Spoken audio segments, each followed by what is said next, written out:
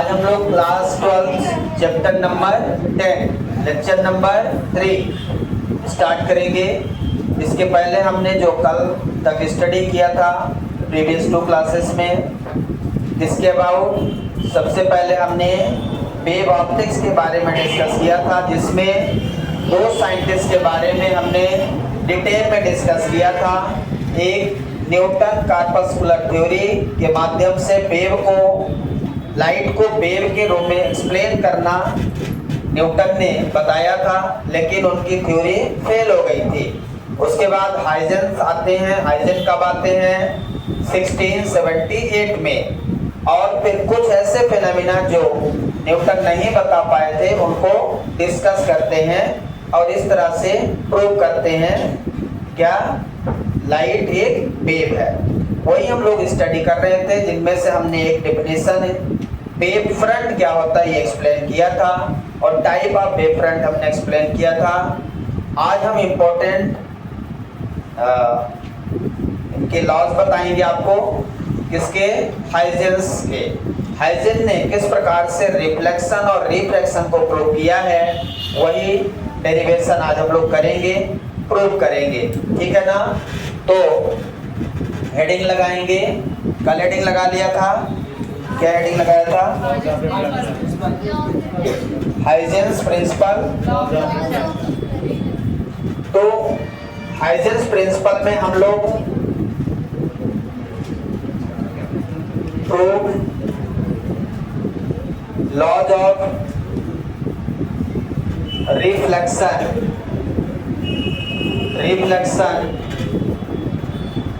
Bye Huygens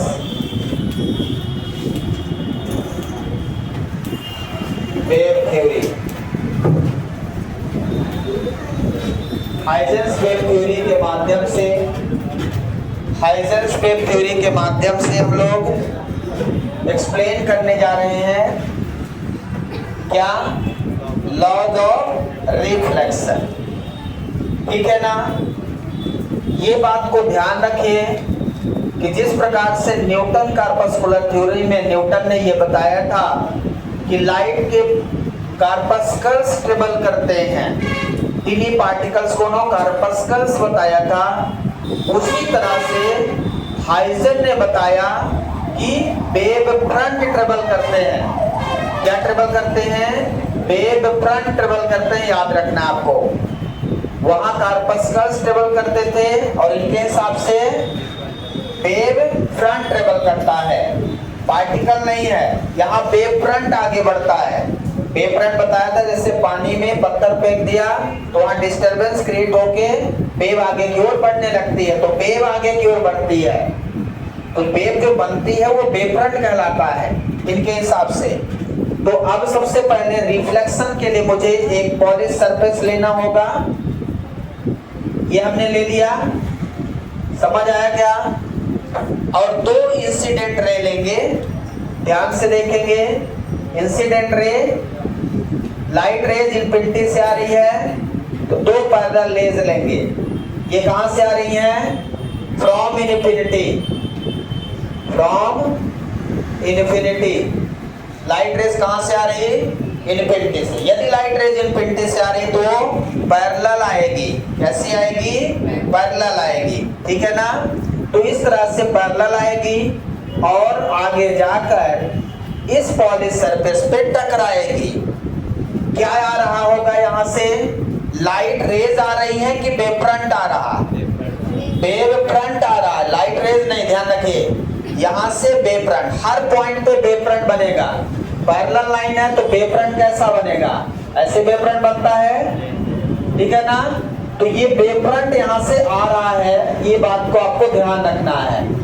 हम आपका wave front जो बनाएंगे वो इस पॉइंट पे एक वेव फ्रंट बनाएंगे। तो वेव फ्रंट जो बनता है, यदि लाइट रेज पैरेलल आ रही है तो वेव फ्रंट उसका 90 डिग्री होता है। वेव फ्रंट क्या होता है?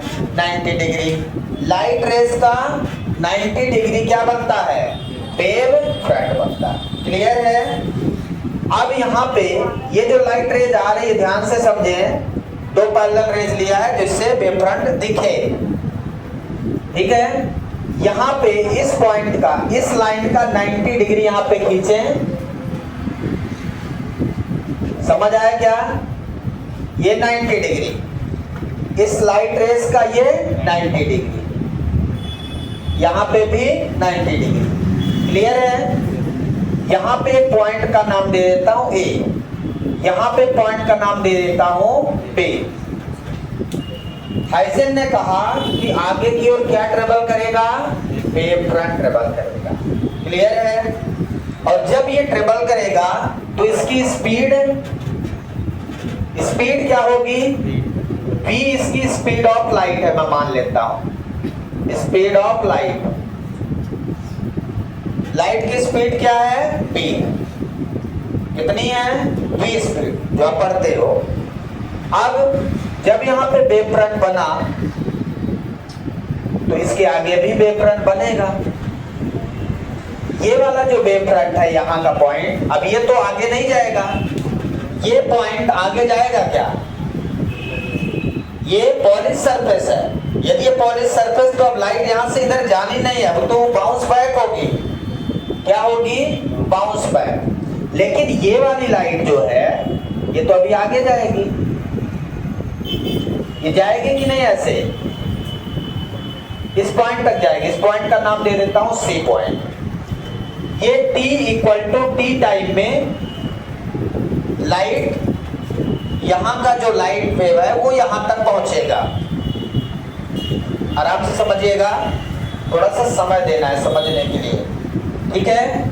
पहला वेव फ्रंट यहां बन गया। ये जो AB है, ये जो AB है ये क्या है? Incident wave front. क्या बोलते हैं अभी को? इंसिडेंट वेव फ्रंट, पहला वेव फ्रंट, ठीक है। किस स्पीड से चल रही? v स्पीड से। यदि इसकी स्पीड v है तो ये डिस्टेंस कितनी ट्रेवल करेगा? यदि ये v स्पीड से चलता है तो t टाइम में डिस्टेंस कितना करेगा? Distance travel by wave front in time t। तो कितना? v स्पीड इंटू टाइम क्या हो जाएगा? डिस्टेंस। स्पीड इंटू टाइम क्या होगा? देखो, speed equal to distance upon time, पढ़ा है 11th में। Speed equal to distance upon time, तो distance equal to speed into time. मतलब इसकी स्पीड कितनी होगी? vt होगी। इसकी स्पीड कितनी होगी? vt होगी, क्योंकि मीडियम सेम है। क्या मीडियम चेंज हो रहा? एक ही मीडियम है पूरा। यदि ये एयर है तो एयर ही होगा, वाटर है तो वाटर ही होगा, मीडियम तो एक ही है। तो स्पीड में कोई चेंज आएगा क्या? नहीं आएगा। कहने का मतलब पहला वेव फ्रंट आपका बना तो दूसरा कहां बनेगा? तो उतनी ही स्पीड से चल रही लाइट रेज, तो जितना डिस्टेंस ये कवर करेगा उतना ही तो ये कवर करेगा, उतना ही डिस्टेंस आगे अगला वेव फ्रंट बनेगा। मान लो एक वेव फ्रंट यहां बना, समझिए बात को, ऐसे समझ लीजिए। एक वेव फ्रंट यहां बना, अब यहां अगला, इसकी स्पीड फिक्स है और टाइम फिक्स है, कोई चेंज नहीं है। लेकिन अब अगला वेव फ्रंट जब बनेगा तो टाइम बढ़ेगा लेकिन स्पीड कांस्टेंट रहेगी। तो टाइम बढ़ेगा तो डिस्टेंस भी बढ़ जाएगा, तो यहां से यहां तक। लेकिन जितना डिस्टेंस ये होगा उतना ही तो ये भी होगा। जिस टाइम पे ये वेव फ्रंट यहां पहुंचेगा उतने टाइम पे ये यहां पहुंच जाएगा। तो डिस्टेंस तो दोनों सेम ट्रेवल करेंगे ना। तो अब हम ये जानना चाहते हैं कि ये डिस्टेंस कितनी हो गई? कितनी हो गई? v into T. मतलब BC जो हमारी डिस्टेंस है वो कितनी हो गई? कितनी हो गई? v into T. अब नया वेव फ्रंट बनाने के लिए सबसे पहले मुझे, आपको पता है, एक आर्क लेना पड़ेगा। क्या लेना पड़ेगा? आर्क। आर्क मतलब रेडियस होनी चाहिए। तो कितने की रेडियस होगी? रेडियस BT होगी।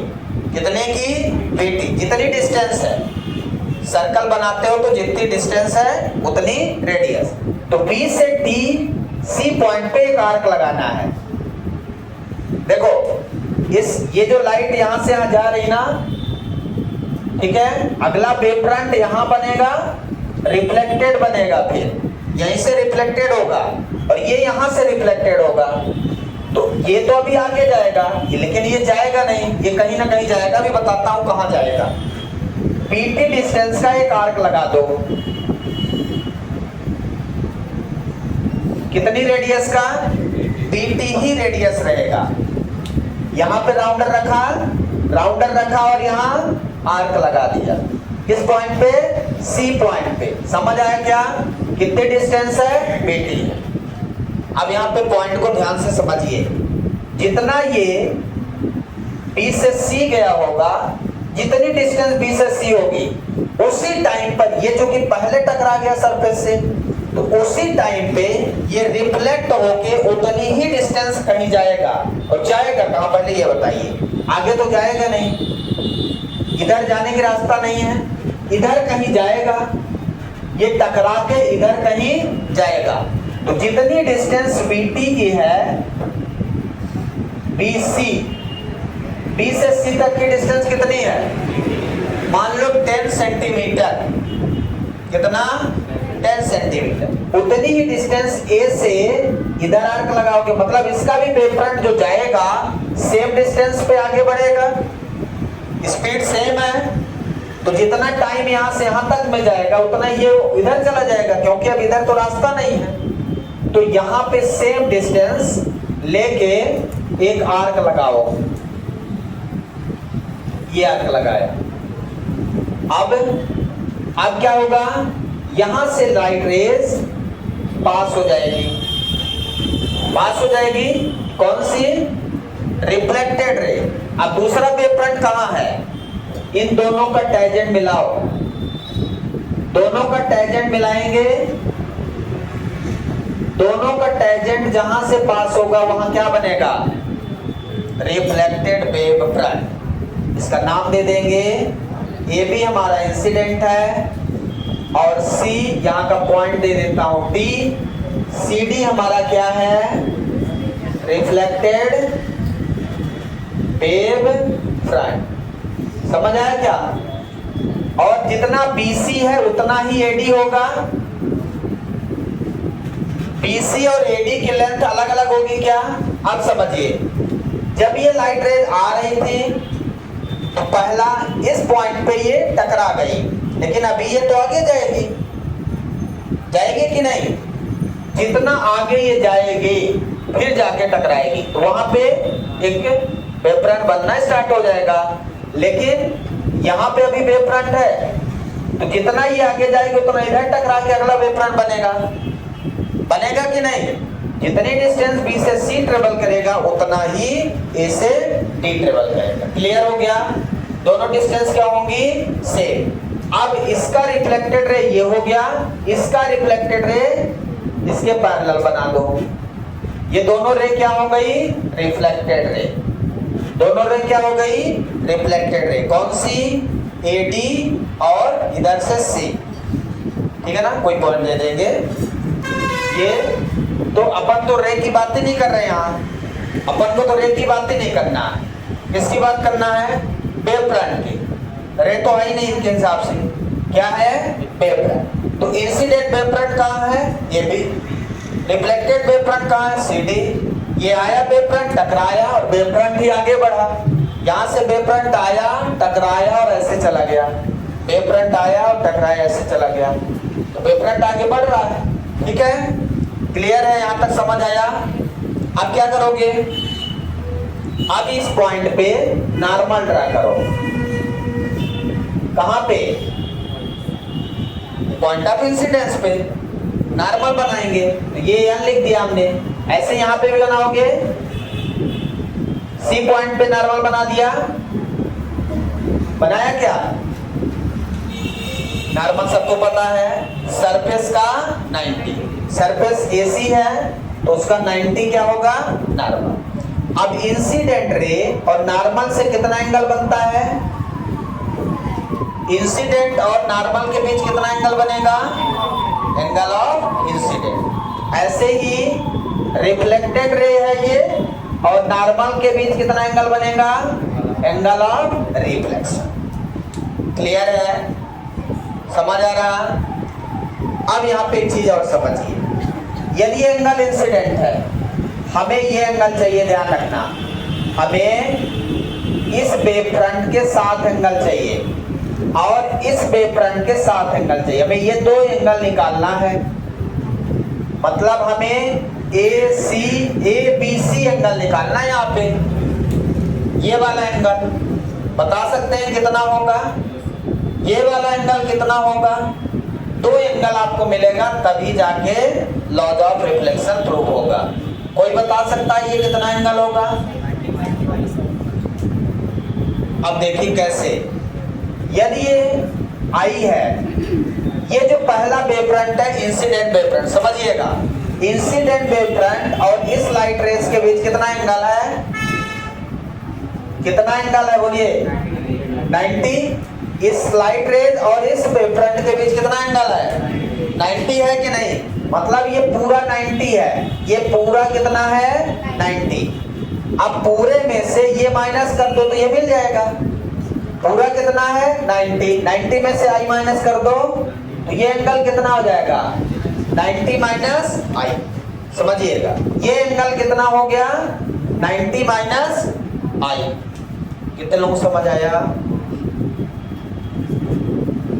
ये इंसिडेंट रे और जो वेव फ्रंट है, इंसिडेंट वेव फ्रंट के बीच 90 डिग्री का एंगल है और नॉर्मल सरफेस से 90 है, तो ये इंसिडेंट एंगल हो गया और ये वेव फ्रंट और इसके साथ 90 डिग्री। तो जब ये आई है तो ये 90 माइनस आई बचा। समझ आया? अब बताओ ये वाला एंगल कितना होगा? ध्यान समझिए, नॉर्मल और सरफेस कितना एंगल बना रहा? नॉर्मल और सरफेस कितना एंगल बना रहा? 90। नॉर्मल और सरफेस 90 बना रहा है, मतलब ये पूरा एंगल 90 है। 90 में से ये माइनस कर दो, 90 माइनस आई को, तो ये पूरा एंगल मिल जाएगा।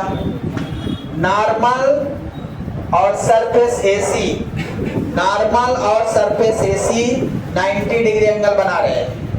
अब आपको क्या करना है? इतना एंगल चाहिए, ये नॉर्मल और ये सरफेस कितना है एंगल बताइए?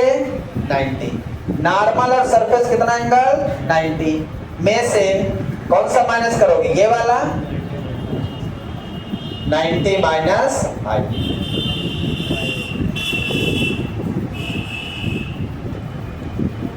कितना मिल गया?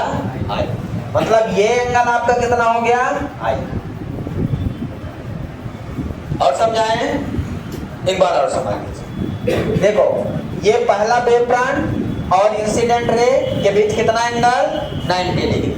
तो नॉर्मल और इंसिडेंट रे के बीच आई, तो ये बचा कितना? 90 माइनस आई। और नॉर्मल और सरफेस के बीच कितना एंगल? 90। तो 90 में से ये 90 माइनस आई माइनस कर दो तो ये वाला एंगल मिल जाएगा। 90 माइनस आई, तो ये एंगल कितना मिल गया? आई। सिमिलर वर्क आपको इधर भी करना है, ध्यान समझिए। ये कितना एंगल है? आर है।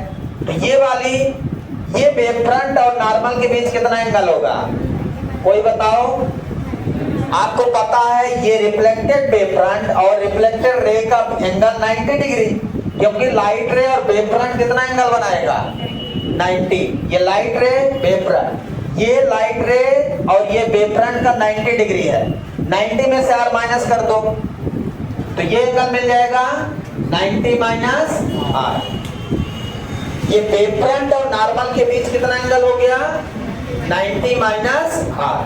हमें चाहिए ये वाला एंगल। आप बताइए सरफेस और नॉर्मल कितना एंगल बना रहे हैं? सरफेस और नॉर्मल 90। समझ में आया ना? सरफेस और नॉर्मल कितना? 90। 90 में से ये वाला एंगल माइनस कर दो, 90 माइनस आर। 90 में से 90 माइनस आर माइनस कर दो, कितना बनेगा? तो ये वाला एंगल कितना हो जाएगा? आर। समझ आया क्या? इंसिडेंट रिफ्लेक्टेड रे और रिफ्लेक्टेड वेव फ्रंट के बीच 90 डिग्री, नॉर्मल और रिफ्लेक्टेड में r, तो ये 90 माइनस r, और सरफेस और नॉर्मल के बीच में 90 डिग्री, तो 90 minus r equal to r। ये हो गया आपका दोनों एंगल आ गए। अब हम प्रूव करेंगे angle I equal to angle R। कैसे करेंगे पहले यहां तक बना लीजिए, इसके बाद देखते हैं। आप यहाँ पे दो ट्रायंगल आपको दिखाई देंगे, एक triangle ABC and triangle ADC। देखिए दो ट्रायंगल आपको दिखाई देंगे, ध्यान से देखें। ट्रायंगल ABC मैं यहाँ पे बना देता हूँ, ट्रायंगल ABC, ध्यान से देखें। ट्रायंगल ABC, BC कितना है, BC की डिस्टेंस कितनी है BT, BC की डिस्टेंस कितनी है BT, और A यहाँ पे एंगल कितना बन रहा I, एंगल कितना बन रहा I। दूसरा ट्रायंगल है ट्रायंगल ADC, ट्रायंगल ADC, ध्यान से देखें। ट्रायंगल ADC, तो AD कितना है, जितने समय में लाइट BC पहुंचती है उतने समय में A से D पहुंच जाती है ये वाली। तो यहाँ पे AD हमारा है BT, और एंगल C कितना है यहाँ पे R, एंगल R। क्लियर है? दोनों ट्रायंगल कैसे हैं, कॉन्ग्रुएंट हैं। कैसे हैं, कॉन्ग्रुएंट हैं। Triangle ABC congruent equal to triangle ADC।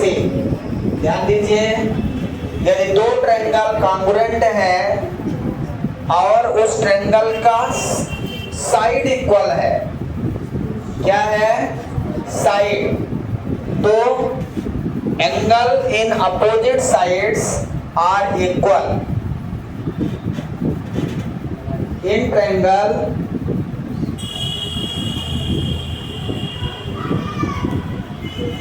Angle are opposite side are equal, are in opposite side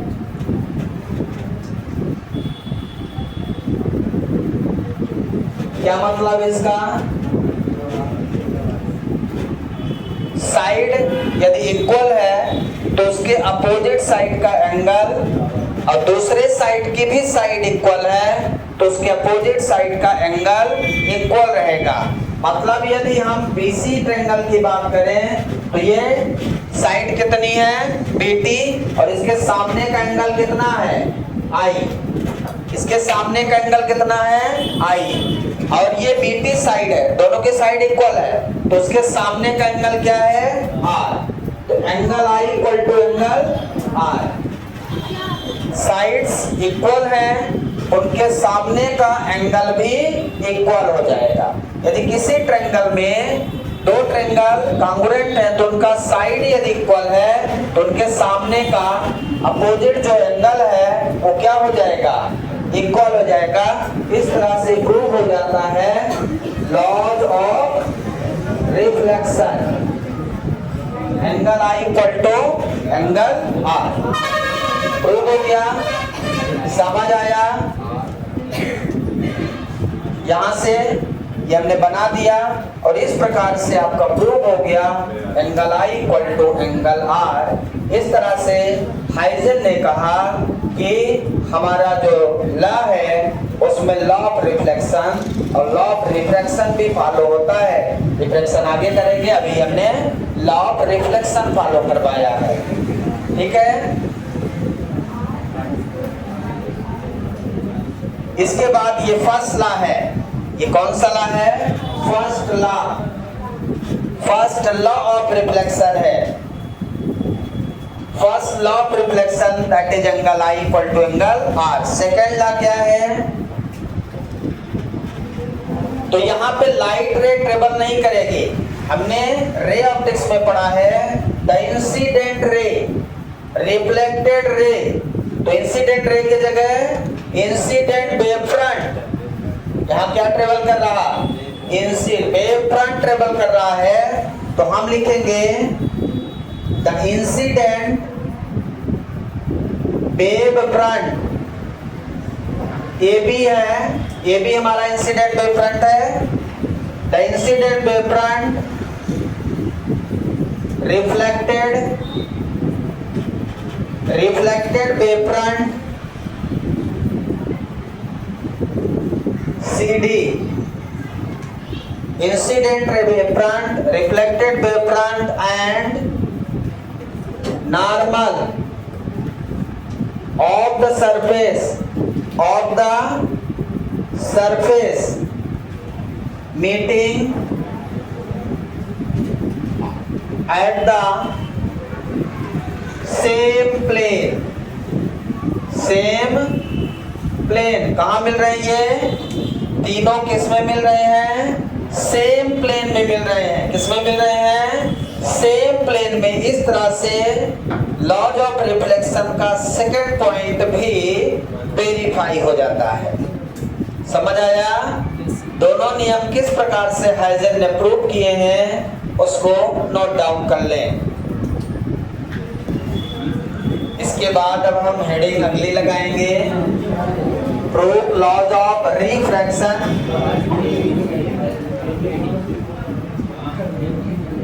refraction by Huygens wave theory.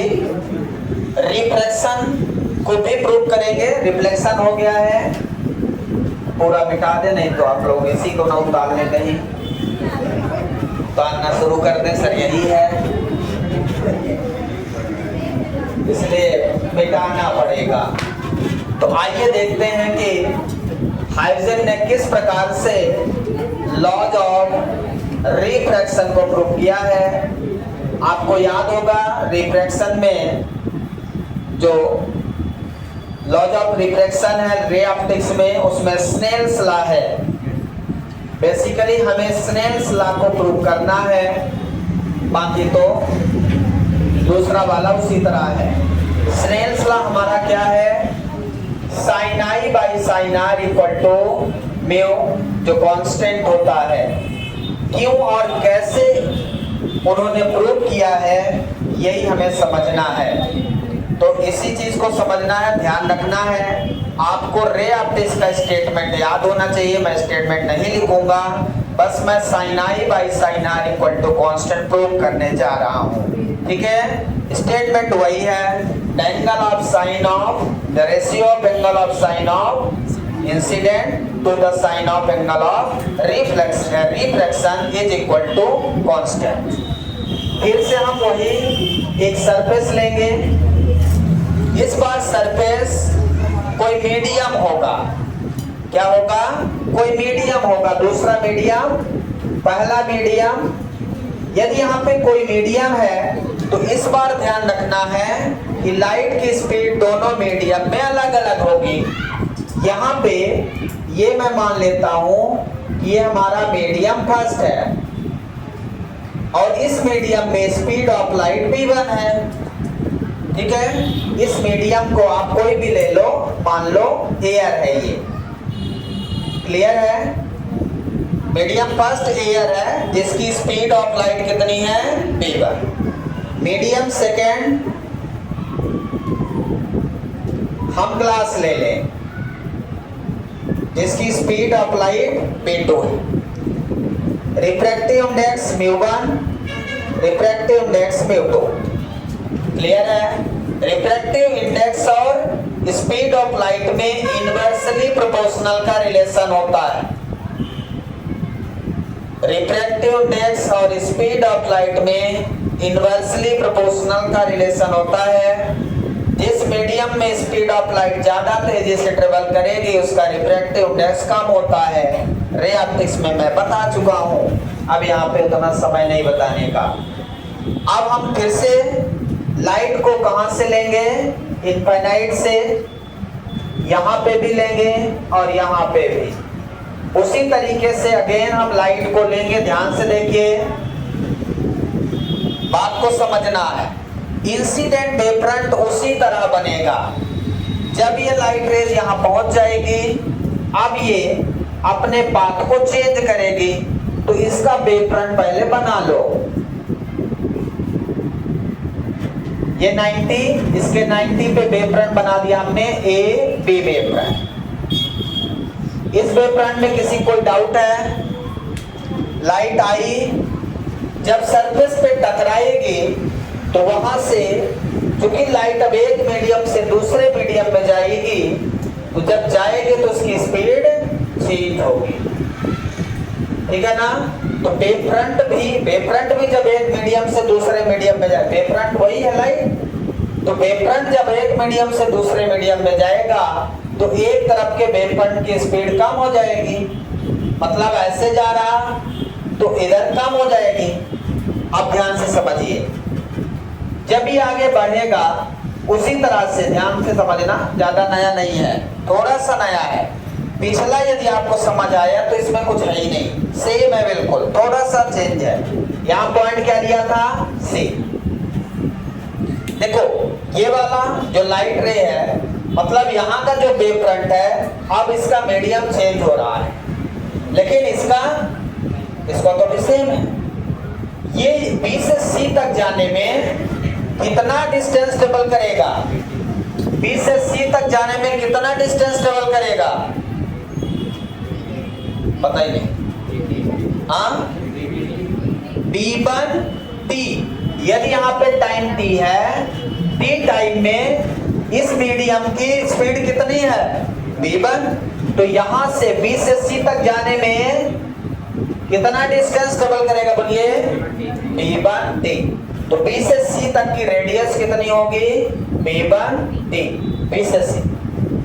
अभी जो रे सेकंड वाली है वो अभी पहले मीडियम में ही है, लेकिन जो ये फर्स्ट वाली रे है वो तो इससे दूसरे मीडियम में जा रही है, तो इसकी स्पीड तो फर्स्ट मीडियम की रहेगी, लेकिन अब इसकी स्पीड सेकंड मीडियम की आ जाएगी, v2। अब ध्यान समझिए, दूसरा न्यू वेव फ्रंट बनने वाला है। ये कौन सा वेव फ्रंट है? Incident wave front. कौन सा वेव फ्रंट है? इसमें किसी कोई डाउट है क्या? इंसिडेंट वेव फ्रंट उसी तरह बन गया जैसे रिफ्लेक्शन में था, उसी तरह रिफ्लेक्शन, कोई चेंज नहीं। अब जो चेंज होने वाला उसको समझना आपको ध्यान से। इसका वेव फ्रंट जब बनाएंगे तो B1T का आर्क लेंगे और C पे कट कर देंगे, ठीक है, इस पे C पे, क्योंकि अभी मीडियम चेंज नहीं है। मीडियम चेंज है क्या? आर्क लगा दिया मैंने, कितने का आर्क लगाया? B1T का। B1T रेडियस लिया हमने, कितना लिया है? B1T रेडियस लिया, ध्यान दीजिए, आर्क लगाने के लिए B1T। लेकिन अब ये वाली लाइट रेस दूसरे मीडियम में पहुंच गई, दूसरे मीडियम की स्पीड चेंज है, समझिएगा, स्पीड चेंज भी है, कम भी है, स्पीड चेंज भी है और कम भी है, ये एयर में है। तो ये समझिए जो B1T की डिस्टेंस है वो ज्यादा होगी जब ये इस मीडियम में आएगा, क्योंकि इसकी स्पीड कम हो गई। मतलब हमारा जो अगला बनेगा B2T, B2T क्या होगी? ये रेडियस बनेगी, और आपको पता है कि B1T ग्रेटर देन B2T, सही लिखा मैंने, B1T ग्रेटर देन B2T। क्यों? क्योंकि B1 ग्रेटर देन B2 है, क्योंकि B1 ग्रेटर देन B2 है। समझ आ रहा है? B1T जितने टाइम में, मान लो B1T टाइम में ये 5 मीटर जाता है, BC कितना है?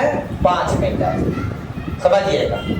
तो क्या ये वेव फ्रंट जो है वो A से आगे 5 मीटर जाएगा या उससे कम? कम जाएगा। क्यों कम जाएगा? क्योंकि उसकी स्पीड कम है। ये मीडियम बदल गया ना, यहाँ तो भी फर्स्ट ही है, तो ये क्या होगा, मान लो 4 मीटर जाएगा, तो B1T BC की रेडियस हो गई 5 मीटर और आगे AD जो बनेगा उसकी रेडियस हो गई 4 मीटर। तो एग्जांपल के लिए है, वो बाकी स्पीड दिया रहेगा तो उतने टाइम में निकाल लोगे, तो कोई दिक्कत ही नहीं निकालना।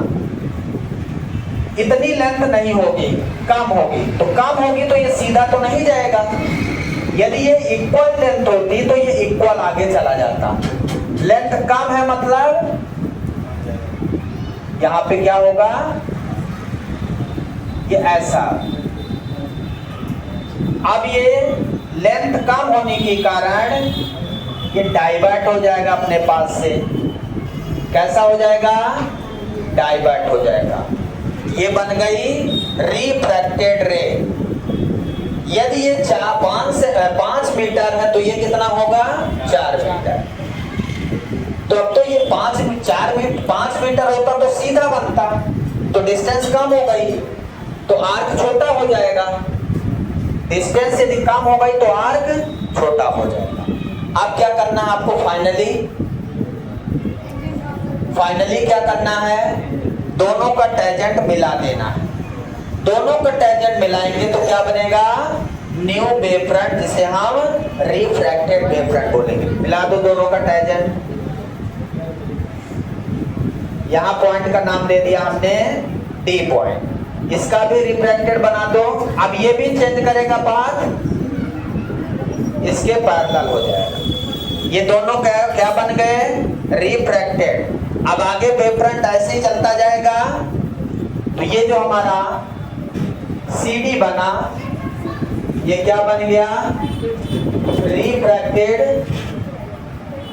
Wave front. क्या बन गया भैया? Refracted wave front. क्लियर है यहां तक? यहां तक समझ आ गया तो अब तो आगे कुछ नहीं है। बस इसमें ये वाला वेव फ्रंट बस आपको समझना था, क्योंकि उसमें उसी मीडियम में लौट गया था तो हमने यहाँ आर्क लिया था। इसमें मीडियम दूसरा हो जाएगा, हमने यहाँ आर्क ले लिया। क्लियर है? अब यहाँ भी आपको नॉर्मल ड्रॉ करना है, यहाँ का भी नॉर्मल ड्रॉ कर दीजिए। ये नॉर्मल और ये नॉर्मल, ठीक है। ये इंसिडेंट रे और नॉर्मल से कितना एंगल बना? एंगल ऑफ इंसिडेंट, ठीक है। अब यहाँ पे ये एंगल ऑफ रिफ्रैक्शन, हमें यहां से इसका एंगल लेना है और इधर से एंगल इसका ले लेना है। इसका ले लीजिए, इसका ले लीजिए। ध्यान से देखिए, यदि ये एंगल इंसिडेंट है, ये नॉर्मल, तो ये वाला एंगल कितना होगा? R। ये वाला एंगल कितना होगा? R हो जाएगा क्या? R को मैं यहां से ले लेता हूं, I को यहां से ले लेता हूं, जिससे आपको समझ आए। ये इंसिडेंट रे तो इंसिडेंट एंगल, ये रिफ्रैक्टेड रे तो इधर वाले से R ले लेता हूं, ठीक है। ये B1T तो ये AD कितना है? B2T। AD कितना है? B2T। AD कितना है? B2T, ठीक है। BC हमारा B1T है, AD हमारा B2T। हाँ, फिर से बताइए, ये एंगल I है तो ये कितना होगा? 90 माइनस I, तो ये कितना हो जाएगा? I। फिर से वही कॉन्सेप्ट, ये I है तो ये 90 माइनस I, तो ये कितना हो जाएगा? I। इसी तरह ये R है, ये कितना है? नॉर्मल से ये R हो गया, तो ये जो लाइट वेव फ्रंट है और ये रिफ्रैक्टेड है, ये 90 है, तो ये कितना बनेगा? ये 90 माइनस R, तो ये एंगल कितना बन जाएगा? बोलिए, R बन जाएगा। बिल्कुल उसी तरह है। अब एक मुझे दो ट्रायंगल लेना है, एक ऊपर सरफेस का, एक नीचे सरफेस का, बस उसके बाद ये प्रूफ हो जाएगा, ठीक है। ध्यान से देखेंगे, एक triangle ABC and triangle ADC या ACD, सबको दिख रहा है क्या? दोनों ट्रायंगल यहां अलग से बना दूं। ट्रायंगल ABC देखिए, ABC, ट्रायंगल ABC में BC कितना है? B1T और एंगल AI, ठीक है। और ट्रायंगल दूसरा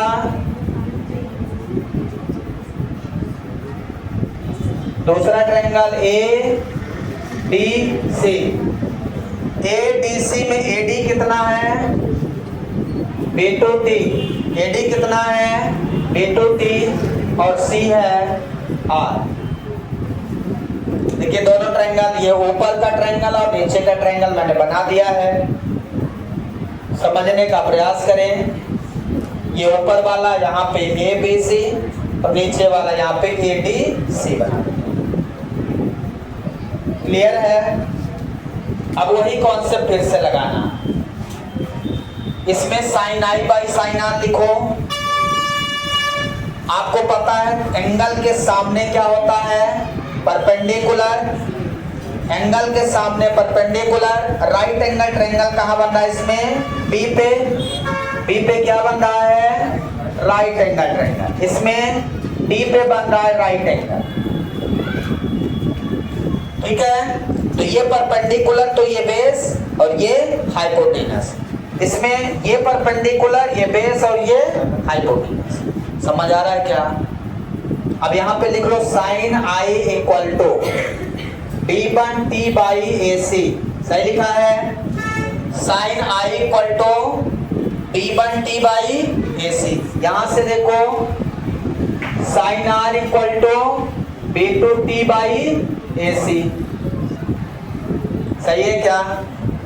sin I equal to B1T, sin theta equal to perpendicular upon hypotenuse, sin theta equal to perpendicular upon hypotenuse. वही लगाया मैंने, कुछ अलग नहीं लगाया। अब आप क्या करो, दोनों को डिवाइड कर दो।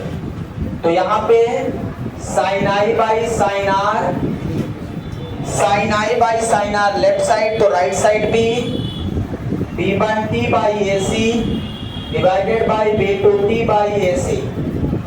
कितना हो जाएगा ये? B1T by AC into AC B2T, sorry AC by B2T। AC से AC कट गया।